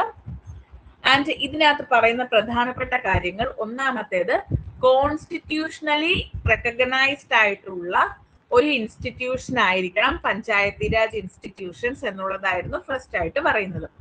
അതോടൊപ്പം തന്നെ കോൺസ്റ്റിറ്റ്യൂഷണൽ പ്രൊവിഷൻസ് ഈ പഞ്ചായത്ത് രാജ് ഇൻസ്റ്റിറ്റ്യൂഷനുമായി ബന്ധപ്പെട്ടിട്ടുള്ള ഇലക്ഷൻസിന് ഉണ്ടാവണം എന്നുള്ളത്. അതായത് free and fair elections panchayat raj ഇൻസ്റ്റിറ്റ്യൂഷൻസിലേക്ക് നടക്കുന്നതിന് വേണ്ടിയിട്ട് കോൺസ്റ്റിറ്റ്യൂഷനിൽ തന്നെ ഇലക്ഷൻ പ്രൊവിഷൻസ് ആഡ് ചെയ്യണം എന്നുള്ളതായിരുന്നു മറ്റൊരു റെക്കമെൻഡേഷൻ എന്ന് പറയുന്നത്. ഇനി വേറൊരു കാര്യം, ന്യായ പഞ്ചായത്തുകളെ എന്ത് ചെയ്യണം? എക്സ്റ്റാബ്ലിഷ് ചെയ്യണം. അതായത് ഒരു group of villages, cluster of villages എന്ന് വെച്ചാൽ ഗ്രൂപ്പ് ഓഫ് വില്ലേജസ് ആണ്. അപ്പൊ ഒരു ഗ്രൂപ്പ് ഓഫ് വില്ലേജസ് വെച്ചിട്ട് ന്യായ പഞ്ചായത്തിനെ എക്സ്റ്റാബ്ലിഷ് ചെയ്യണം. അതുപോലെ തന്നെ വില്ലേജസിനെ എന്ത് ചെയ്യണം? കൂടുതൽ, അതായത് ഗ്രാമപഞ്ചായത്ത് കൂടുതൽ വയബിൾ ആക്കി തീർക്കുന്നതിന് വില്ലേജസിനെ ഓർഗനൈസ് ചെയ്യണം. പിന്നെ വില്ലേജ് പഞ്ചായത്തിന് കൂടുതൽ ഫിനാൻഷ്യൽ റിസോഴ്സസ് പ്രൊവൈഡ് ചെയ്യണം. ഇതുമായി റിലേറ്റഡ് ആയിട്ടുള്ള, അതായത് പഞ്ചായത്ത് രാജ് ഇൻസ്റ്റിറ്റ്യൂഷൻസിലെ ഇലക്ഷൻസും ഒക്കെ ആയിട്ട് ബന്ധപ്പെട്ട് അതിലെ കോൺട്രവേഴ്സീസ് ഒക്കെ ഇറാഡിക്കേറ്റ് ചെയ്യുന്നതിനായിട്ട് ജുഡീഷ്യൽ ട്രിബ്യൂണൽസ് സെറ്റപ്പ് ചെയ്യണം. ഇത്രയും കാര്യങ്ങളാണ് LM സിംഗ്വിയുടെ റെക്കമെൻഡേഷനിൽ ഉണ്ടായിരുന്നത്. ക്ലിയർ ആയോ? ഒന്നുകൂടി പറയണോ? ഓക്കെ ആണോ? ഒന്നുകൂടി പറയണോ? LM സിംഗ്വി കമ്മിറ്റി ഓക്കെ ആയോ? റെക്കമെൻഡേഷൻസ് ഒന്നുകൂടെ പറയണോ? ഓക്കെ, പറയാം. ആദ്യമായിട്ട് പറയുന്നത്, നമ്മുടെ കോൺസ്റ്റിറ്റ്യൂഷനിൽ തന്നെ ഈ പഞ്ചായത്ത് രാജുമായി ബന്ധപ്പെട്ടിട്ടുള്ള പ്രൊവിഷൻസ് ഉണ്ടാവണം. കോൺസ്റ്റിറ്റ്യൂഷനിലെ പ്രൊവിഷൻസ് ഉണ്ടായാൽ മാത്രമേ എന്ത് ചെയ്യാൻ പറ്റുള്ളൂ? ജസ്റ്റിഷ്യബിൾ ആവത്തുള്ളൂ, അല്ലെ? നമുക്ക് കോടതി മുഖേന നേടിയെടുക്കണമെങ്കിൽ എന്ത് വേണം? Justiciable part of the constitution ആവണ്ടേ? സോ എന്ത് ചെയ്യണം?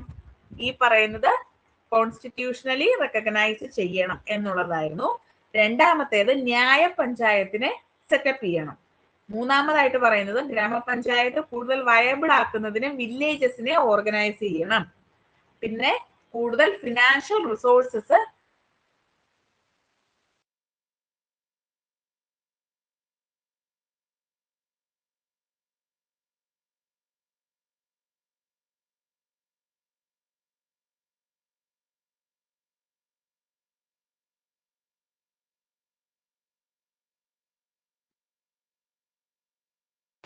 ഓക്കെ ആണോ? ഞാൻ പറയുന്നത് കേൾക്കാമോ?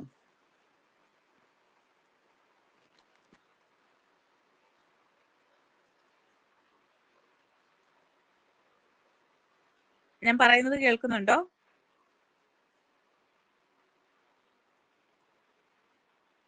ഇത്രയും നേരം കേട്ടില്ല. ഇവിടെ കറണ്ട് പോയി, നേരത്തിനും വൈഫൈ പോയി കേട്ടോ, അതുകൊണ്ടാണേ. ഇപ്പൊ ഞാൻ മൊബൈൽ ലോഗിൻ ചെയ്തു. ഓക്കെ, ഇപ്പൊ പറയാവേ, ഇപ്പം ഷെയർ ചെയ്യാവേ. ഫയൽ കാണാവോ? ഫയൽ കാണുന്നുണ്ടോ?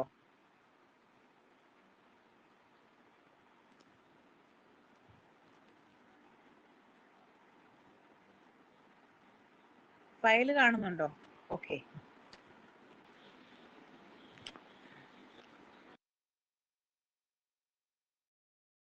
കേക്കാലോ അല്ലേ? ഞാൻ ഒന്നുകൂടെ ഫയൽ ഷെയർ ചെയ്യാവേ.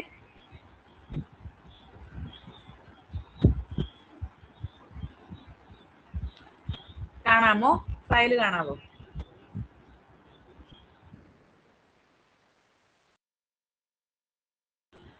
ഫയൽ കാണുന്നുണ്ടോ?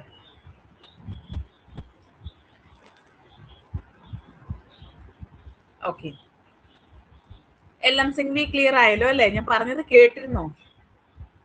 ഞാൻ പറഞ്ഞിരുന്നത് കേട്ടിരുന്നോ? എല്ലാം സിംഗ്ലി കമ്മിറ്റി ഓക്കെ ആയോ?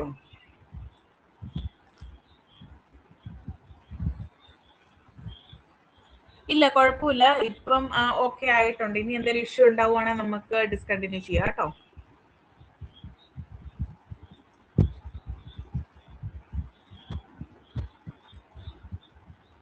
ഇപ്പൊ ഓക്കെ ആണല്ലോ അല്ലെ? നിങ്ങൾക്ക് ഇപ്പൊ ഓക്കെ ആണല്ലോ?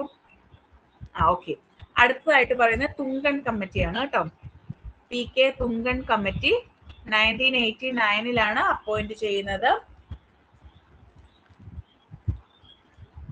ഇതിനെ നമ്മൾ കൺസൾട്ടേറ്റീവ് കമ്മിറ്റി ഓഫ് പാർലമെന്റ് എന്ന് പറയാറുണ്ട്. Sub committee of the consultative committee of parliament എന്നാണ് പറയുന്നത്. ഇതിൽ നിങ്ങൾ പഠിക്കേണ്ട പ്രധാനപ്പെട്ട കാര്യങ്ങൾ, മുഴുവൻ ഡീറ്റെയിൽ ഇത് പഠിക്കേണ്ട കാര്യമൊന്നുമില്ല. ഒന്നാമത്തെ 1989 ഇത് വരുന്നതെന്ന് പഠിക്കുക.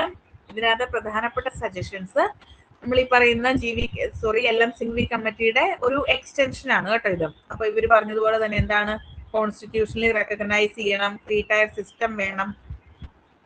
ഇതിൽ ഓർത്ത് വെക്കേണ്ട കാര്യം, zila parishad should be the pivot of the panchayat raj system എന്ന് പറഞ്ഞത് തുങ്കൻ കമ്മിറ്റിയാണ് എന്ന് ഓർത്ത് വെക്കുക. അതായത് നമ്മുടെ സിലാ പരിഷത്താണ് planning and development agency in the district level എന്നൊന്ന് ഓർത്ത് വെച്ചേക്കുക. ഇതുവരുടെ ഒരു ഐഡിയ ആയിരുന്നു. പിന്നെ 5 വർഷത്തേക്കായിരിക്കണം പഞ്ചായത്തി രാജ് ബോഡീസ് ഇലക്ട് ചെയ്യപ്പെടേണ്ടത് എന്ന് പറഞ്ഞത് ഇവരാണ്. ഇനി വേണമെങ്കിൽ ഒരു സൂപ്പർ സെഷൻ കണ്ടക്ട് ചെയ്യാം. അതിന്റെ മാക്സിമം കാലാവധി എന്ന് പറയുന്നത് 6 months ആയിരിക്കണം. പിന്നെ reservation of seats in the all 3 tyres should be on the basis of population. ജനസംഖ്യയുടെ അടിസ്ഥാനത്തിൽ 3 ലെവലുകളിലേക്ക് റിസർവേഷൻ കൊടുക്കണം. ഒപ്പം തന്നെ അവിടെ എന്ത് വേണം, വിമൻ ഉള്ള റിസർവേഷൻ കൂടി ഉണ്ടാവണം എന്ന് പറയുന്നത് തുങ്കൻ കമ്മിറ്റിയാണ് കേട്ടോ.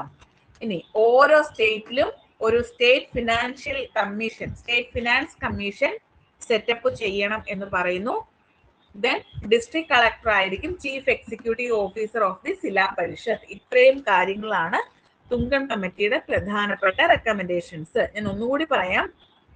ആദ്യമായിട്ട് പറഞ്ഞത്, ഇത് panchayat raj bodies constitutionally recognise ചെയ്യണം, 3 ടയർ സിസ്റ്റം ആയിരിക്കണം. പിന്നെ അതിലേറ്റവും പിവോട്ടായിട്ട് പ്രവർത്തിക്കേണ്ട സിലാ പരിഷത്ത് ആയിരിക്കും. 5 yearsലേക്കായിരിക്കണം പഞ്ചായത്ത് രാജ് ബോഡീസിലേക്കുള്ള ഇലക്ഷൻസ്, അതായത് ടെന്യൂർ എന്ന് പറയുന്നത്. ഇനി വേണമെങ്കിൽ ഒരു സൂപ്പർ സെഷൻ കണ്ടക്ട് ചെയ്യാം. മീൻസ് ഒരു എക്സ്റ്റൻഷൻ ഉണ്ടാവാം. അതൊരു 6 months വരെ നമുക്ക് എക്സ്റ്റൻഷൻ കൊടുക്കാം. പിന്നെ പറയുന്നത് സ്ത്രീകൾ ഉൾപ്പെടെയുള്ള റിസർവേഷൻ പോപ്പുലേഷന്റെ അടിസ്ഥാനത്തിൽ നടത്തണം. ഒരു സ്റ്റേറ്റ് ഫിനാൻസ് കമ്മീഷൻ ഉണ്ടാവണം. ദെൻ ഡിസ്ട്രിക്ട് കളക്ടറിനെ chief executive officer of the zila പരിഷത്തായിട്ട് അപ്പോയിന്റ് ചെയ്യണം. ഇത്രയും കാര്യങ്ങളാണ് തുങ്കൻ കമ്മിറ്റിയിൽ പറയുന്നത്. ഓക്കെ ആണോ? ക്ലിയർ ആയോ? ക്ലിയർ ആയോ? ക്ലിയർ ആയോ?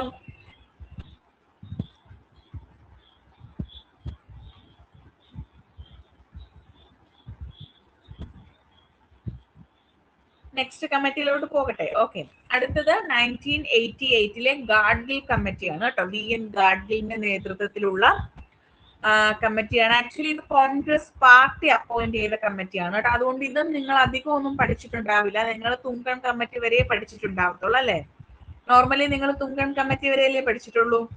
ഗാഡ്ഗിൽ കമ്മിറ്റി പഠിച്ചിട്ടുണ്ടോ?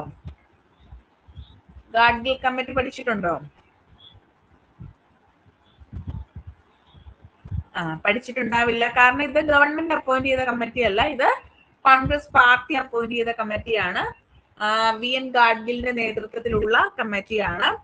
ആൻഡ് എങ്ങനെയാണ് ഒരു നല്ല പഞ്ചായത്ത് രാജ് സിസ്റ്റം ഉണ്ടാക്കേണ്ടത് എന്നതിനെ കുറിച്ച് പഠിക്കുന്നതിന് വേണ്ടിയിട്ട് അപ്പോയിന്റ് ചെയ്ത ഒരു കമ്മിറ്റിയാണ്. How best panchayat raj institutions could be made effective എന്നുള്ളതാണ് ഈ ഒരു കമ്മിറ്റിയുടെ പ്രധാനപ്പെട്ട ലക്ഷ്യം എന്ന് പറയുന്നത്. ആൻഡ് ഇതിനകത്ത് അവർ കുറച്ച് റെക്കമെൻഡേഷൻസ് ഒക്കെ പറഞ്ഞിട്ടുണ്ട്. അതൊക്കെ നിങ്ങൾ വായിച്ചു നോക്കിയാൽ മതി. കാരണം എന്താണെന്ന് വെച്ചാൽ ഇത് അത്രമാത്രം ഇമ്പോർട്ടന്റ് അല്ല. നോർമലി അതിന്റെ ഇയർ ആണ് ചോദിക്കാറ്. ഗാഡ്ഗിൽ കമ്മിറ്റി 1988, അതായത് ഒരു ക്രൊണോളജി രീതിയിൽ ചോദിക്കാൻ സാധ്യതയുണ്ട്. അതുകൊണ്ട് നമ്മൾ ആഡ് ചെയ്തിരിക്കുന്നതാണ് കേട്ടോ. ബാക്കി നിങ്ങൾ വായിച്ചു നോക്കിയാൽ മതി. ഓക്കെ, തുങ്കൺ കമ്മിറ്റിയിൽ പറഞ്ഞിരിക്കുന്ന കുറെ കാര്യങ്ങളൊക്കെ തന്നെയാണ് ഇതിനകത്ത് പറഞ്ഞിരിക്കുന്നത്. അതിന്റെ ഒരു എക്സ്റ്റൻഷൻ എന്നത് മാത്രമേ ഉള്ളേ. ഓക്കെ ആണല്ലോ? ഇത് നിങ്ങൾ വെട്ടി കെ എന്നാക്കണേ. ടൈപ്പിംഗ് എറർ ആണ്. Elections to panchayat article 243 K ആണേ. ഓക്കെ, ഇനി നമുക്ക് എങ്ങനെയാണ് പഞ്ചായത്തിലേക്കുള്ള ഇലക്ഷൻസ് നോക്കാം. ഇപ്പൊ എങ്ങനെയാ നമ്മൾ ആദ്യമേ പഠിച്ച എങ്ങനെയായിരുന്നു? വില്ലേജ് ലെവലിൽ ഡയറക്റ്റ് ഇലക്ഷനും ഇന്റർമീഡിയറ്റ് ലെവലിലും ഡിസ്ട്രിക്ട് ലെവലിലും ഇൻഡയറക്റ്റ് ഇലക്ഷനും അല്ലേ പഠിച്ചത്. ഇപ്പൊ അങ്ങനെയാണോ? ഇപ്പൊ എങ്ങനെയാണ്? ഇപ്പൊ നമ്മുടെ ഇലക്ഷൻ രീതി എങ്ങനെയാണ്? ഇപ്പോഴത്തെ ഇലക്ഷൻ മെത്തേഡ് എങ്ങനെയാണ്? നിങ്ങൾ പഞ്ചായത്ത് രാജ് ഇൻസ്റ്റിറ്റ്യൂഷൻസിലേക്ക് വോട്ട് ചെയ്യാൻ പോകുമ്പോൾ എത്ര വോട്ട് ചെയ്യാറുണ്ട്? ഒറ്റ വോട്ടേ ഉള്ളൂ. ഇൻഡയറക്റ്റ് ആണോ? ഇൻഡയറക്റ്റ് അല്ല, ഡയറക്റ്റ് ഇലക്ഷൻ ആണ് കേട്ടോ. നമ്മൾ 3 വോട്ട് ചെയ്യത്തില്ലേ? പഞ്ചായത്ത് ഇലക്ഷന് പോകുമ്പോൾ നമ്മൾ 3 വോട്ട് ചെയ്യത്തില്ലേ? പഞ്ചായത്തിലേക്ക്, ബ്ലോക്കിലേക്ക്, ജില്ലയിലേക്ക് എന്നിങ്ങനെ പറഞ്ഞ് 3 വോട്ട് ചെയ്യാറില്ലേ? സോ ഇപ്പൊ 3 ലെവൽസിലേക്കും എങ്ങനെയാണ്? ഡയറക്ട്ലി ഇലക്റ്റഡ് ആണ് കേട്ടോ. നമ്മൾ ജനങ്ങളെ നേരിട്ട് തെരഞ്ഞെടുക്കുകയാണ്. ഇൻഡയറക്റ്റ് ഇലക്ഷൻസ് അല്ല നടക്കുന്നത്. എവിടെയൊക്കെയാണ് ഇൻഡയറക്റ്റ് ഇലക്ഷൻ നടക്കുന്നത്? ഇൻഡയറക്റ്റ് ഇലക്ഷൻ ആരെയൊക്കെ തെരഞ്ഞെടുക്കുമ്പോഴാണ് നടക്കുന്നത്? ഇപ്പൊ ഇന്ത്യയിൽ ഇൻഡയറക്റ്റ് ഇലക്ഷൻ ആരെയൊക്കെ തെരഞ്ഞെടുക്കുമ്പോഴാണ് നടക്കുന്നത്? 2 പ്രധാനപ്പെട്ട പോസ്റ്റുകളാണ് അല്ലെ? പ്രസിഡന്റും വൈസ് പ്രസിഡന്റ് ഇലക്ഷനുമാണ് പ്രധാന. പി എമ്മിനെ നമ്മൾ ഇൻഡയറക്ട്ലി ഇലക്ട് ചെയ്യുകയാണോ? പി എം ഇൻഡയറക്ട്ലി ഇലക്റ്റഡ് ആണോ? പി എം ഇൻഡയറക്ട്ലി ഇലക്റ്റഡ് ആണോ? ആരാ പി എം ആയിട്ട് വരുന്നത്? പി എം ആയിട്ട് ആരാ വരുന്നത്? പി എം ആയിട്ട് വരുന്നത് നമ്മുടെ ലോക്സഭയിലെ മെജോറിറ്റി പാർട്ടി ലീഡർ ആണ് അല്ലെ? ലോക്സഭയിലേക്കുള്ള ഇലക്ഷനിൽ നമ്മൾ ഡയറക്ട്ലി വോട്ട് ചെയ്യല്ലേ? നമുക്ക് എം പിമാരില്ലേ? രാജ്യസഭാ സീറ്റ്സുകളിലേക്ക് നമ്മൾ എന്ത് ചെയ്യുന്നില്ല? വോട്ട് ചെയ്യുന്നില്ല. പക്ഷെ നമ്മൾ ലോക്സഭാ സീറ്റ്സുകളിലേക്ക് എന്ത് ചെയ്യുന്നുണ്ട്? നമ്മൾ വോട്ട് ചെയ്യുന്നുണ്ട് അല്ലെ? പാർലമെന്റ് ഇലക്ഷൻ കേട്ടിട്ടില്ലേ? വോട്ട് ചെയ്യുന്നല്ലേ? കേരളത്തിൽ നിന്ന് എത്ര പാർലമെന്റ് മണ്ഡലങ്ങളുണ്ട്? ലീഡർ ഓഫ് ദി മെജോറിറ്റി പാർട്ടിയാണ് പ്രൈം മിനിസ്റ്റർ ആയിട്ട് വരുന്നത്. അതുകൊണ്ട് തന്നെ ഡയറക്ട്ലി ഇലക്റ്റഡ് ആണെന്ന് പറയാം അല്ലെ? 20 വെരി ഗുഡ്, കറക്റ്റ് ആണ് കേട്ടോ. അപ്പോ ഡയറക്റ്റ് ഇലക്ഷൻ ആണ് പി എം എന്ന് നമുക്ക് പറയാം. കാരണം നമ്മൾ തന്നെ വോട്ട് ചെയ്ത് വിടുന്ന ആളുകളുടെ മെജോറിറ്റി പാർട്ടി ലീഡർ ആണ് ആക്ച്വലി എന്ത് ചെയ്യുന്നത്? പി എം ആയിട്ട് മാറുന്നത്. പക്ഷെ പ്രസിഡന്റ്, വൈസ് പ്രസിഡന്റ് ഒക്കെ എന്താണ്? ഇലക്ട്രൽ കോളേജിലാണ് അല്ലെ? നമ്മളതൊക്കെ പഠിച്ചതാണ്, ഡീറ്റെയിൽ ചെയ്ത് പഠിച്ചതാണ്. അപ്പൊ ഇത് ഓർത്ത് വെക്കുക. നമ്മുടെ പഞ്ചായത്ത് രാജ് ഇൻസ്റ്റിറ്റ്യൂഷൻസിന്റെ 3 ലെവലുകളിലേക്കും ഡയറക്റ്റ് ഇലക്ഷൻ ആണ് നടക്കുന്നത്. നമ്മൾ തന്നെ ഡയറക്റ്റ് വോട്ട് ചെയ്യാണ് അല്ലെ?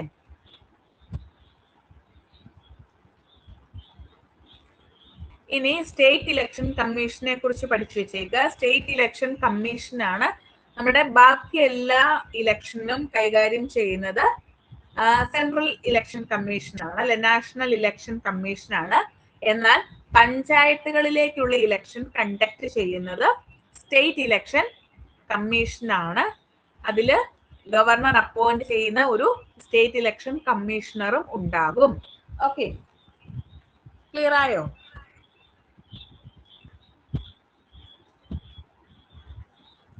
ആരാ ഇപ്പോഴത്തെ ഇലക്ഷൻ കമ്മീഷണർ? ആരാ നമ്മുടെ ഈ സ്റ്റേറ്റ് ഇലക്ഷൻ കമ്മീഷണർ? ആരാണെന്ന് എവിടെയെങ്കിലും എഴുതി വെച്ചോട്ടെ. ഇതിനകത്ത് ഞാൻ ആഡ് ചെയ്തിട്ടില്ല.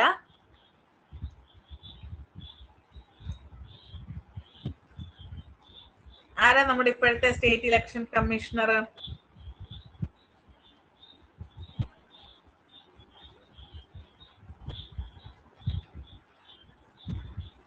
ഷാജഹാനാണോ? അതാ നിങ്ങൾ കുറച്ചുകൂടെ കറണ്ട് അഫയേഴ്സില് അതാരാ? ജ്ഞാനേഷ് കുമാർ ആരാ? സ്റ്റേറ്റ് ഇലക്ഷൻ കമ്മീഷണർ ആണോ? Gyanesh Kumar state election commissioner ആണോ?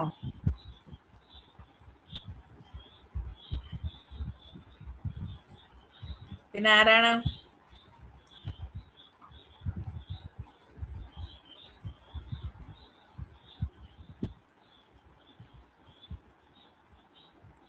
Gyanesh Kumar national election commissioner ആണ്. നിങ്ങൾ എവിടെയെങ്കിലും എഴുതി വെച്ചേക്കണേ. നിങ്ങൾക്ക് തെറ്റിപ്പോയത് ഷാജഹാൻ അല്ല സ്റ്റേറ്റ് ഇലക്ഷൻ കമ്മീഷണർ, ഷാജഹാൻ മാറി. സോ മാർച്ച് 2026 ഷാജഹാൻ മാറുന്നത്. ഇപ്പോ KG സനൽകുമാർ ആണ്. പേര് എഴുതി വെച്ചേരും കേട്ടോ. നിങ്ങൾക്ക് തെറ്റാനുള്ള സാധ്യത ഉണ്ട് എന്നുള്ളത് കൊണ്ടാണ് ഞാൻ ചോദിച്ചത്. ഇപ്പം വെരി റീസെന്റ് മാറുന്നതാണ്. മാർച്ച് 2026 അദ്ദേഹം മാറുന്നത്. ഷാജഹാൻ മാറി. ഇപ്പം KG സനൽകുമാർ എഴുതി വെച്ചേരും കേട്ടോ എവിടെയെങ്കിലും. KG സനൽകുമാർ ആണ് state election commissioner. Current state election commissioner KG Sanalkumar. Okay ആണോ? ഓക്കെ ആണല്ലോ അല്ലെ? ഓക്കെ, എവിടെയെങ്കിലും എഴുതി വെച്ചേരും കേട്ടോ. ഇനി സ്റ്റേറ്റ് ഇലക്ഷനെ കുറിച്ച് പറഞ്ഞു. നമ്മുടെ റിസർവേഷൻ ഓഫ് സീറ്റ്സ്, അതായത് SC ST അതുപോലെ വിമൻ റിസർവേഷൻ ഒക്കെ കൊടുക്കണം എന്ന് പറയുന്നത് ആർട്ടിക്കിൾ 243D ഇനി 1/3% ഇല്ലെങ്കിൽ എന്താണ് ടോട്ടൽ നമ്പർ ഓഫ് ഓഫീസിന്റെ 1/3%, 1/3% ആർക്ക് കൊടുക്കണം? വിമൻ റിസർവേഷൻ ആയിട്ട് കൊടുക്കണം എന്നുള്ളതാണ് പറയുന്നത്. പിന്നെ ഡ്യൂറേഷൻ എത്രയാണ്? 5 വർഷമാണ് ഡ്യൂറേഷൻ എന്ന് പറയുന്നത്. നമ്മൾ എക്സ്റ്റൻഷന്റെ കാര്യമൊക്കെ പറഞ്ഞു അല്ലെ? എന്താണ് അടുത്ത ഒന്നെങ്കിൽ ഡിസോൾവ് ചെയ്യുന്നതിന് മുന്നേ ഫ്രഷ് ഇലക്ഷൻ എന്ത് ചെയ്യണം? അതിനുള്ളത് നോട്ടിഫൈ ചെയ്യണം എന്നുള്ളതാണ്. ഇനി അടുത്ത പ്രധാനപ്പെട്ട കാര്യം പവേഴ്സ് ആൻഡ് ഫങ്ഷൻസ് ആണ്. നിങ്ങൾ ഓർത്ത് വെക്കേണ്ട 2 കാര്യങ്ങളേ ഉള്ളൂ. ഇക്കണോമിക് ഡെവലപ്മെന്റും സോഷ്യൽ ജസ്റ്റിസും ഉറപ്പാക്കുന്നതിനായിട്ടുള്ള പ്ലാൻസ് പ്രിപ്പയർ ചെയ്യുക. രണ്ടാമത്തേത് നമ്മുടെ 29 മാറ്റേഴ്സ് ഉണ്ടല്ലോ 11th ഷെഡ്യൂൾ പറയുന്നത്, അതിൽ പറഞ്ഞിരിക്കുന്നതിനനുസരിച്ചിട്ട് ഇല്ലെങ്കിൽ അതിൻ പ്രകാരമുള്ള സാമ്പത്തിക വികസനങ്ങൾ ഉണ്ടാകുന്നതിനായിട്ട് സ്കീംസുകൾ ഇംപ്ലിമെന്റ് ചെയ്യുക എന്നൊക്കെയുള്ളതാണ് കേട്ടോ. പിന്നെ ഫിനാൻസ് കമ്മീഷന്റെ കാര്യമൊക്കെ നമ്മൾ ഓൾറെഡി പറഞ്ഞു, അതൊക്കെ നിങ്ങൾ വായിച്ചു നോക്കിയാൽ മതി. അടുത്തത് ഈ study teams and committees on panchayat Raj. Actually ഇത് ഇതുവരെ ചോദിച്ചിട്ടില്ല, പക്ഷെ നമ്മുടെ എക്സാം ആളുകളാണല്ലോ, അവർക്ക് വേണമെങ്കിൽ ഇടാൻ പറ്റുമല്ലോ, അതുകൊണ്ട് ഞാൻ ആഡ് ചെയ്തിരിക്കുന്നതാണ്. പഠിക്കണ്ട, വായിച്ചു നോക്കുക. ഇൻ കേസ് വന്നെങ്കിൽ നിങ്ങൾ എന്ത് ചെയ്യുക? ആൻസർ ചെയ്യാതെ വരരുത്. അതുകൊണ്ട് ഞാൻ ആഡ് ചെയ്തിരിക്കുന്നതാണ് കേട്ടോ.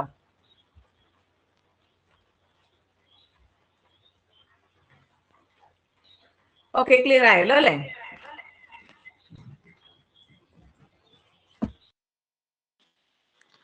ഓക്കെ, ഇനി നെക്സ്റ്റ് എന്ന് പറയുന്നത് പറയുന്ന ഓഡിബിൾ ആണല്ലോ അല്ലേ? ഇത് നിങ്ങൾ ജസ്റ്റ് വായിച്ചു നോക്കിയാൽ മതിയേ. അടുത്തത് പെസ ആക്ട് ആണ്. നിങ്ങൾ പെസ ആക്ടിനെ കുറിച്ച് കേട്ടിട്ടുണ്ടോ? പെസ ആക്ട് കേട്ടിട്ടുണ്ടോ? പെസ ആക്ട് കേട്ടിട്ടുണ്ടോ?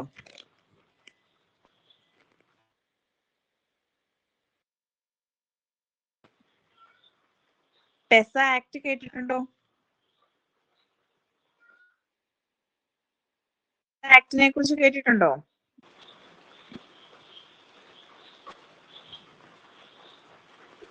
ഇല്ല. ഓക്കെ, പെസ ആക്ട് എന്ന് പറഞ്ഞു കഴിഞ്ഞാല് സ്ക്രീൻ പോയില്ലേ? ഇപ്പൊ തന്നെ വരും കേട്ടോ, കറണ്ട് പോയത് കൊണ്ടാണ്. ഇപ്പൊ വരുമായിരിക്കും, നമുക്കൊന്ന് വെയിറ്റ് ചെയ്യാൻ, ഞാൻ എന്താണെന്ന് പറയാം. ഓക്കെ,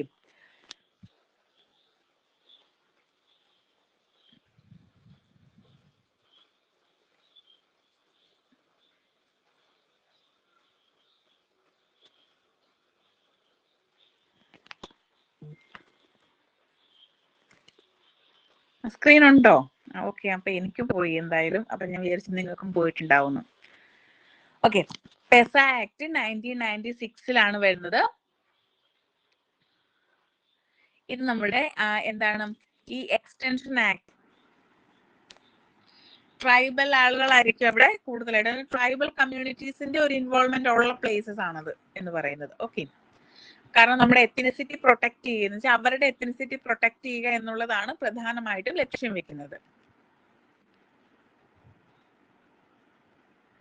ഇനി ഒരു കാര്യം കൂടെ ഞാൻ പറഞ്ഞു നിർത്തിയേക്കാം. അതായത് മുനിസിപ്പാലിറ്റീസ് ആണ്. മുനിസിപ്പാലിറ്റീസ് എന്ന് വെച്ചാൽ ആസച്ച് ഗ്രാമപഞ്ചായത്ത് തന്നെയാണ്. ഐ മീൻ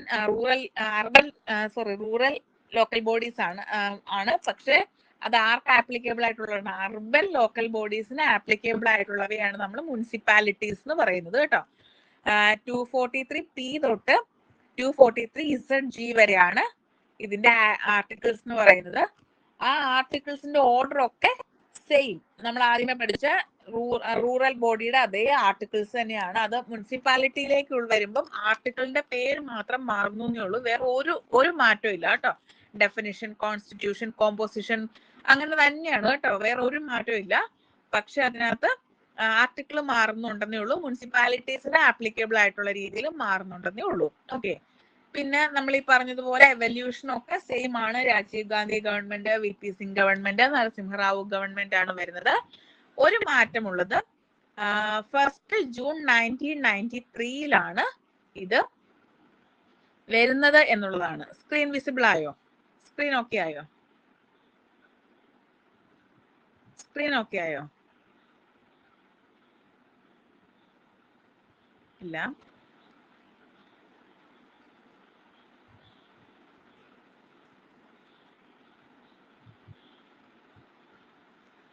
ഇപ്പൊ നിർത്താം കേട്ടോ. ഇത് പറഞ്ഞിട്ട് നമുക്ക് നിർത്താവേ.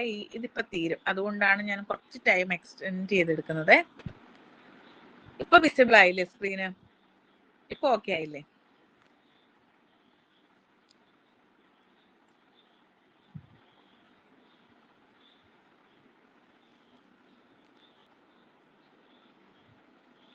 സ്ക്രീൻ ഓക്കെ ആയില്ലേ?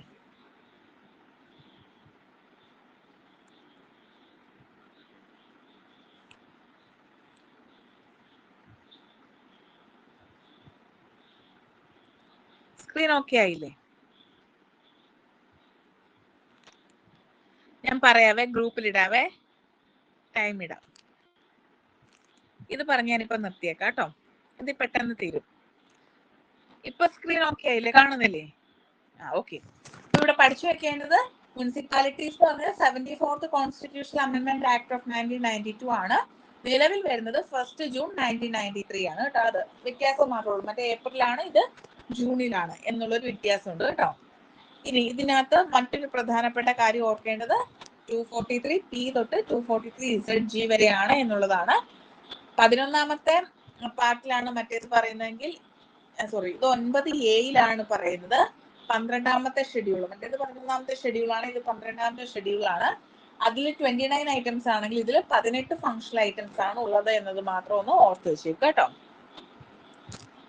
അതാണ് ഇവിടെ ഒരു ഡിഫറൻസ് വരുന്നത്. ബാക്കിയുള്ള കാര്യങ്ങളൊക്കെ ഓൾമോസ്റ്റ് സിമിലർ ആണ്. അർബൻ ഏരിയയുടെ കാര്യങ്ങൾക്ക് വേണ്ടിയിട്ട്, അവരുടെ ഡെവലപ്മെന്റിന് വേണ്ടിയിട്ട് പ്രവർത്തിക്കാനുള്ളതാണ്. 5 വർഷമാണ് കാലാവധി എന്ന് പറയുന്നത്.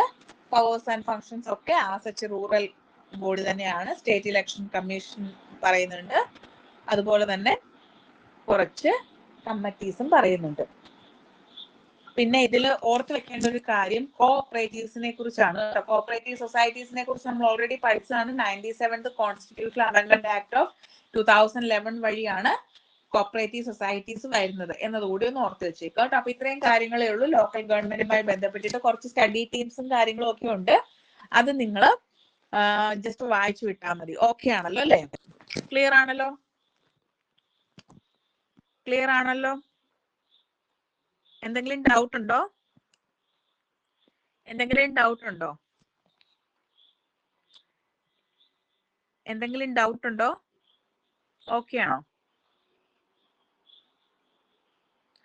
ഓക്കെ, അപ്പൊ നമുക്ക് അടുത്ത ക്ലാസ്സിൽ കാണാം. അടുത്ത നമുക്ക് സെൻട്രൽ സ്റ്റേറ്റ് റിലേഷൻസ് പഠിക്കാം. ഇത് ഇത്രേ ഉള്ളൂ കേട്ടോ. ഇതൊരു യൂണിറ്റ്, ഈ ഒരു മൊഡ്യൂളിനകത്ത് ആക്ച്വലി ഈ ഒരൊറ്റ കാര്യം ഉണ്ടായിരുന്നുള്ളൂ. സോ ആ മൊഡ്യൂൾ നമ്മൾ തീർത്തിട്ടുണ്ട് കേട്ടോ. ഞാൻ ക്വസ്റ്റ്യൻസ് ചെയ്തുകൊണ്ടിരിക്കുകയാണ്. ഉടനെ തന്നെ നമുക്ക് ക്ലാസ്സിൽ ഡിസ്കസ് ചെയ്യാം കേട്ടോ. ഇതുവരെയും പഠിപ്പിച്ച എല്ലാ പോർഷൻസിന്റെയും ക്വസ്റ്റ്യൻസ് ഞാൻ എടുക്കുന്നുണ്ട് കേട്ടോ.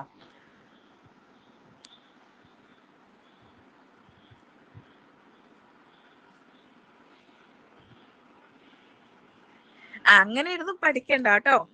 നിങ്ങൾ ജസ്റ്റ് വായിച്ചു വിടുക. ഞാൻ ഈ പറഞ്ഞതുപോലെ ആ പ്രധാനപ്പെട്ട കമ്മിറ്റീസിന്റെ ഇയറൊക്കെ പഠിക്കുക. ഈ സ്റ്റഡി റിപ്പോർട്ടൊക്കെ നെറ്റിനൊക്കെ ഓൾറെഡി ചോദിച്ചിട്ടുണ്ട്, സെറ്റിന് ഇതുവരെയും ചോദിച്ച് കണ്ടിട്ടില്ല. ഇൻ കേസ് ചോദിച്ചിട്ടുണ്ടെങ്കിൽ നമുക്ക് ആൻസർ നഷ്ടപ്പെടാതിരിക്കാൻ വേണ്ടി നിങ്ങൾ വായിച്ചു വെച്ചേക്കുക. കാരണം കാണുമ്പോൾ നമുക്കൊരു ഓർമ്മ വരണമല്ലോ, അതിന് വേണ്ടിയിട്ടൊന്ന് വായിച്ചു വെച്ചേക്കുക കേട്ടോ. പഠിക്കാൻ ഞാൻ പറയുന്നില്ല, ഇത്തിരി ടഫാണ് എനിക്കറിയാം.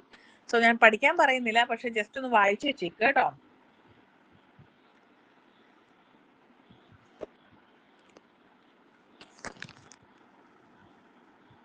കോൺസ്റ്റിറ്റ്യൂഷൻ പൊതുവെ അങ്ങനെയാണ്, നമ്മൾ വായിച്ചു വിട്ടാൽ മാത്രം പോരാ, നമ്മൾ ഇരുന്ന് പഠിക്കുക തന്നെ ചെയ്യണം കേട്ടോ. കുറച്ച് പഠിക്കാനുള്ള പോർഷൻസ് ആണ് കോൺസ്റ്റിറ്റ്യൂഷനിൽ വരുന്നത്. കാരണം എല്ലാം ഡയറക്റ്റ് ക്വസ്റ്റ്യൻസ് ആണ് വരിക. നമ്മൾ പഠിച്ചാൽ മാത്രം നമുക്ക് ആൻസർ ചെയ്യാൻ പറ്റത്തുള്ളൂ എന്നുള്ളതാണ് കേട്ടോ. സോ നമുക്ക് ബാക്കി നെക്സ്റ്റ് ക്ലാസ്സിൽ ഡിസ്കസ് ചെയ്യാം. Thank you.